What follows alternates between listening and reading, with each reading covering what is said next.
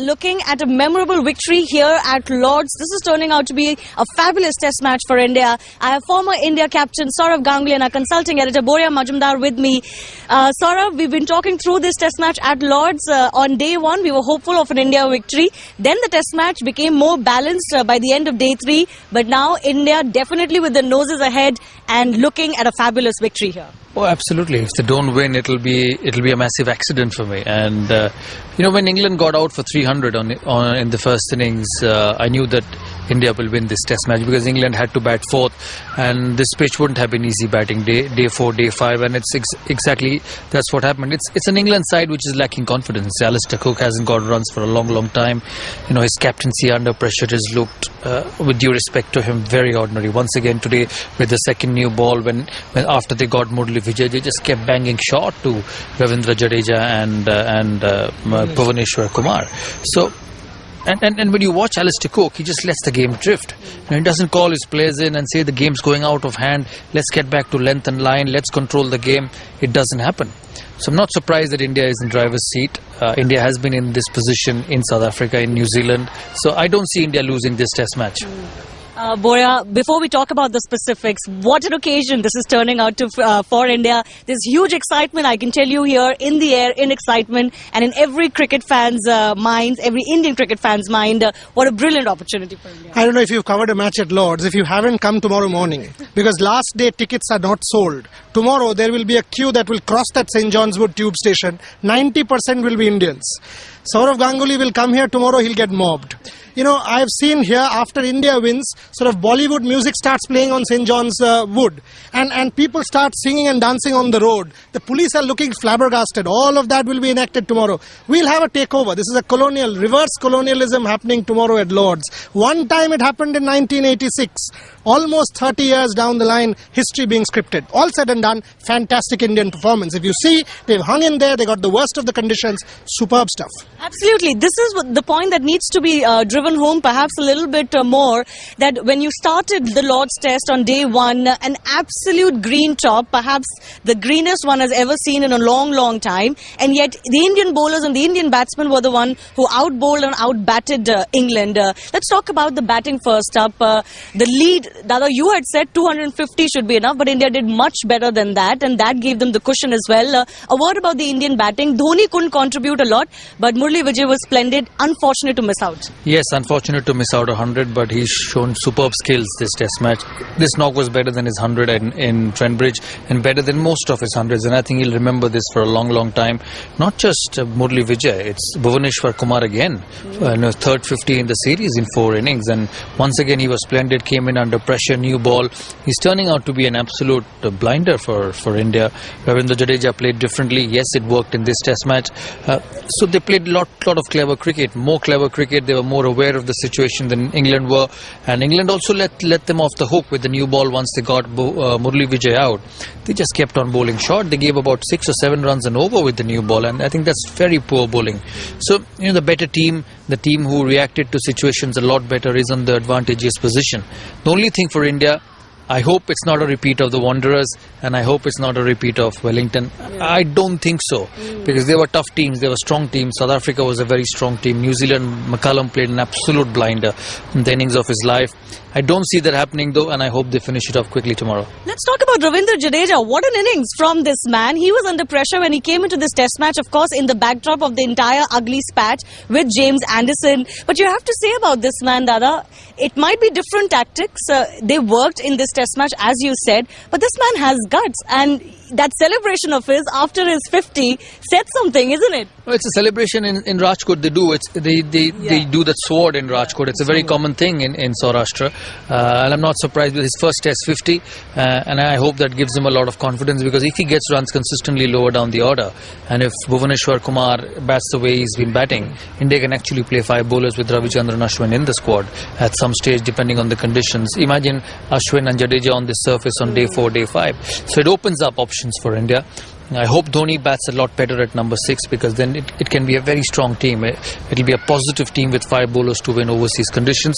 But that's later. We'll have to wait and see for that later. But for the time being, I think India have done a splendid job. Let's talk about Jadeja, Boria. It's a sight when you see someone like him celebrating in that fashion and showing it to the English, isn't it? And the context, after Slanderson, whatever you want to call it, Anderson and Ravindra Jadeja fighting it out, and then, he was actually going after Anderson. He hit him straight back over the bowler's head for a 4.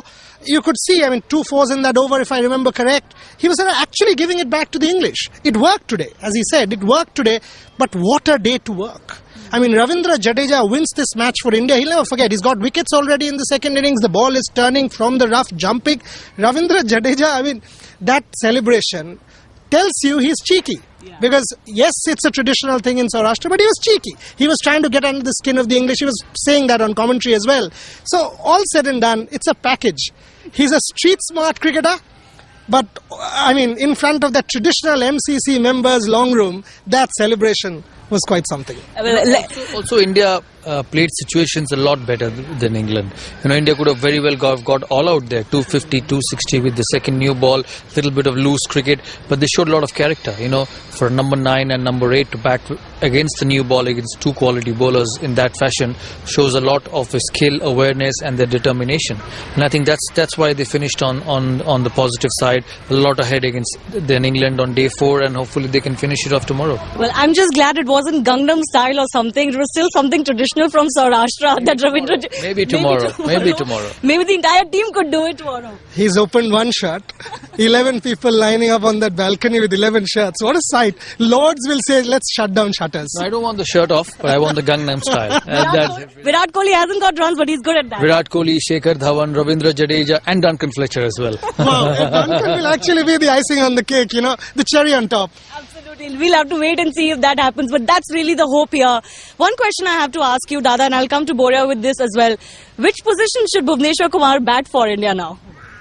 The way he's batting, anywhere he wants to. 3, 4, 5, 6, anywhere he can, because he's looked so good, he's looked so composed. But Dhoni will keep him at number 7, number 8, to be honest, because you really want him to bowl. But he's been a revelation. Absolutely, he's been an absolute revelation this series. The way he's bowled, the way he's batted, it's terrific to watch a young guy in a tour away from home in England, doing so well both with the bat and ball. Only cricketer after Botham and Headley to get 15 both innings, 15 a test match and 5 wickets. So it's been a terrific effort from a young boy. For you, Boria, where should he bat Bhuvneshwar Kumar? He's batted better than a lot of proper batsmen in this series. Yes, he has. I again was, I'll refer to him on commentary. He said, Dhoni on swinging conditions, you bowl him off, I'm quoting him, you'll get him. So maybe on occasions, if the chips are down, you can promote Bhuvneshwar Kumar. They won't, because he's getting runs lower down the order, and that's what matters. Ultimately, scoring runs matter. And his confidence is sky high, Bhuvneshwar Kumar. He's one we've sort of both backed for a long, long time. He's one of the most humble cricketers.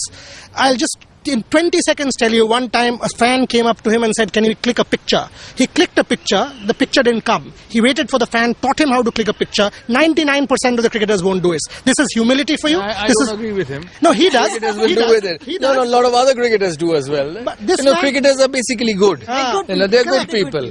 This guy is still humble. He's modest. He has a good head on his shoulders. Will it stay like that, Boria? That's the thing. He's still young. I think so. Because he's already been around for a couple of years. But this series, Shivani, 350s in 4 innings, 11 wickets. He's the man of the series by a distance. By an absolute distance alongside Murli Vijay. Bhuvneshwar Kumar is the man of the series at this point in time. But that brings us to the other question about the man who perhaps hasn't had any impact, Stuart Binney. Now, Dada, I've been speaking to several experts, several former cricketers. Everyone is talking about the point why India is not playing with 2 spinners. And you yourself, Ashwin is here. Why is he not part of the squad? And is Binney making a good space for himself? No captain in the world would have played 2 spinners on that pitch on day 1. Yes, we are standing here on day 4 with the ball turning and then making a comment that why India haven't played 2 spinners. I wouldn't have played 2 spinners on that. Wouldn't even have thought to play 2 spinners on that. So I think it's an afterthought. Yes, if it becomes dry and bare as it's in Nottingham, India can absolutely think of playing two spinners because Ashwin can bat, Bhuvneshwar Kumar has done well with the bat, Jadeja can bat, so that's an option India can take, but not on this surface. And I think they were absolutely right with their combination. You got to give Binny a chance. You know, he saved one match. He's got 80 in the last Test match. He saved you. He could have been in trouble in the last Test match if Binny could have got out. And Shivani, in the first innings, he actually got a bad decision. So give him a sort of a bit of a leeway. But will there be space in the next Test match? Will we not look to bring Ashwin in? If we know the Southampton track, from what I know of the Southampton track, there will be juice. And he made this point earlier in one of our shows. If that is the case, they will persist with the winning combination, not go with two spinners. Because England's best chance will have to be grass. Because Moeen Ali, 2 wickets, yes, but spin is not their strength.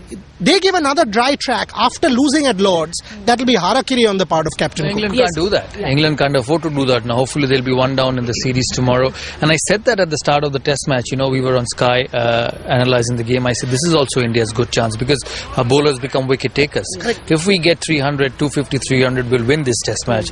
You know, David Gower said, let's not talk about depressing things.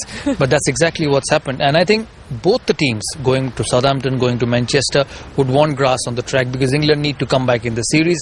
And if I was Mahendra Singh Dhoni, I would quietly say leave grass on it because we'll be a winning team then. We're staring, we're really, sensing, smelling a victory here at Lords, and just can imagine what an occasion that will become. India 1-0 ahead in a 5-match Test match series in England. What could be the ideal scenario for India tomorrow? Finish off by lunch. Take 6 wickets and finish off by lunch. That's the best thing you would want as an Indian supporter.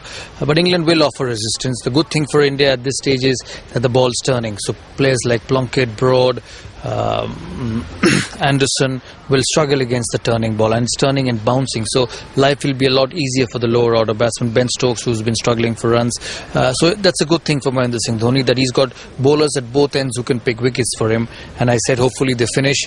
They've been in this situation before in South Africa, in New Zealand, but they're playing a side who's probably weaker than those two, and I don't think that's going to happen again. If it happens, Duncan Fletcher might pull his hair off, but I presume India will finish it off. Absolutely, it could be a complete revival for Team India, for MS Dhoni, for Duncan Fletcher as well. Lots to play for still in this Test match here at Lords. Day 5 could well be a memorable day for India. With Sourav Ganguly, Boria Majumdar, it's me Shivani Gupta signing off. We're going to slip into a very short break. Keep watching Headlines Today.